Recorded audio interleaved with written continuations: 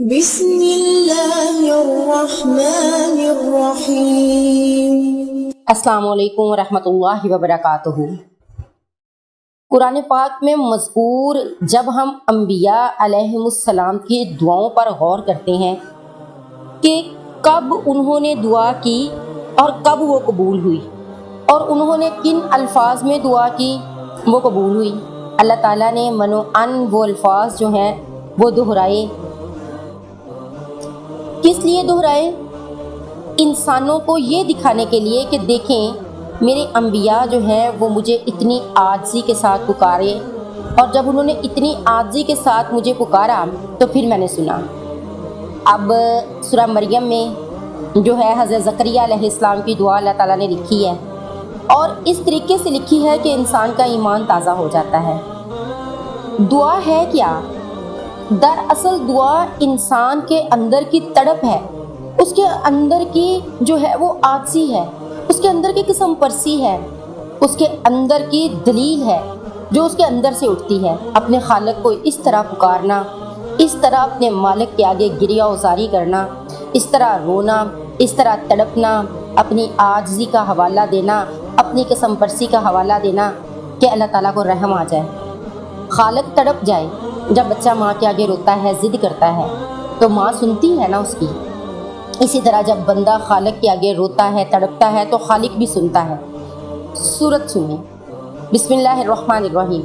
کاف ہا یا عین صاد ذکر رحمت ربی کا عبدہ زکریا۔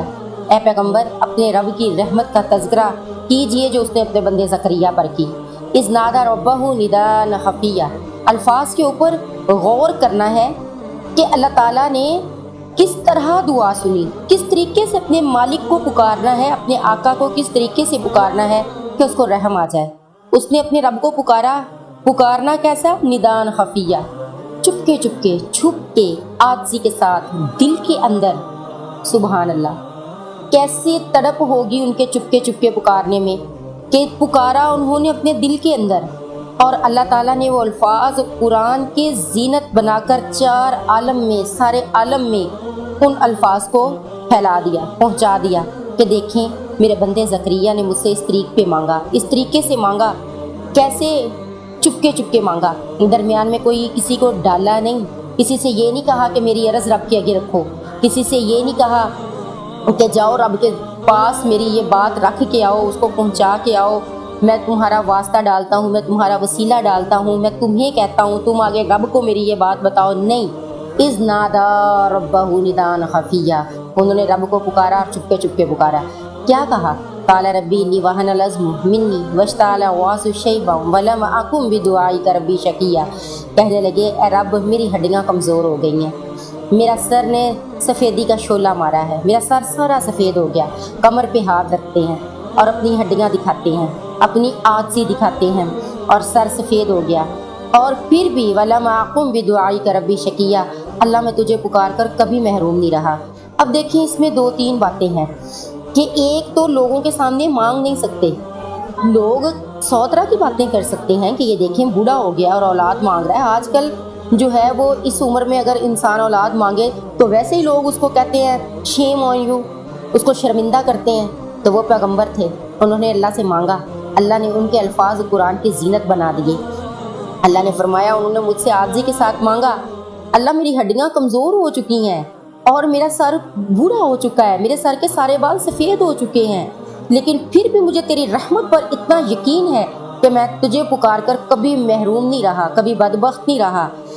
کیسی عاجزی ہے، کیسی قسم پرسی ہے، کیسے اپنی زبوں حالی کا تذکرہ کر رہے ہیں، کیسے گڑ گڑا رہے ہیں، کیسے گریہ وزاری کر رہے ہیں، کیسے الفاظ دل کو چھو جانے والے ہیں۔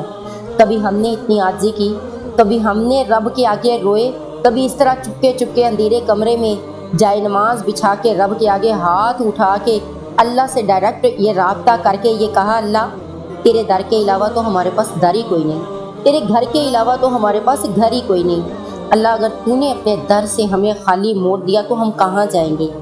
اپنی زبوں حالی رب کے آگے رکھی، اپنے دل کی تڑپ رب کے آگے کھولی، تو جب ہم ایسا کریں گے اللہ تعالیٰ نے ہمیں انبیاء کی مثال دے کر سمجھایا کہ اگر اس طریقے سے مانگو گے تو اللہ دے گا۔ اب ان کے الفاظ دیکھیں کتنے ہیں، اور میرے رب کی رحمت دیکھیں کہ سارے الفاظ ہی قرآن کی زینت بنا دیے، ہماری رہنمائی کے لیے، ہمیں سبق دینے کے لیے، ہمیں درس دینے کے لیے اللہ تعالیٰ نے وہ سارے الفاظ قرآن کی زینت بنا دیے۔ انہوں نے فرمایا وَإِنِّي خِفْتُ الْمَوَالِيَ مِن وَرَائِي، اللہ مجھے اپنے پیچھے وارث کا ڈر ہے، یہ وارث نہیں ہوگا میرے پیچھے۔ وَكَانَتِ امْرَأَتِي عَاقِرًا، اللہ میری بیوی تو بانجھ ہے۔ فَهَبْ لِي مِن لَّدُنكَ وَلِيًّا، اللہ تو اپنی طرف سے ہمیں اولاد دے دے۔ اپنی قسم پرسی، اپنی زبوں حالی، اپنی عاجزی، اپنی غربت، ہر چیز کا رونا رو دیا کہ بیوی بانجھ ہے۔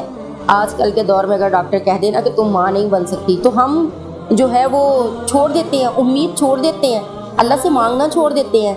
تو ان کو جو ہے وہ یہ چیز واضح ہو چکی کہ بیوی بانجھ ہے، لیکن پھر بھی اللہ تعالیٰ سے مانگنا نہیں چھوڑا۔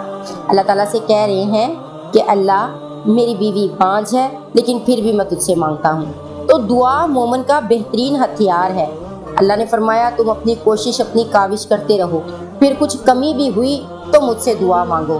غزوہ بدر میں ہم دیکھتے ہیں نبی صلی اللہ علیہ وسلم نے کیا کیا تھا، 313 لا کر میدان میں کھڑے کر دیے تھے، اور پھر کس عاجزی سے دعا مانگی تھی، اللہ یہ 313 ہے، اگر آج یہ مٹھی بھر لوگ بھی تیری راہ میں کٹ مرے تو کل قیامت تک تجھے پکارنے والا کوئی نہیں رہے گا۔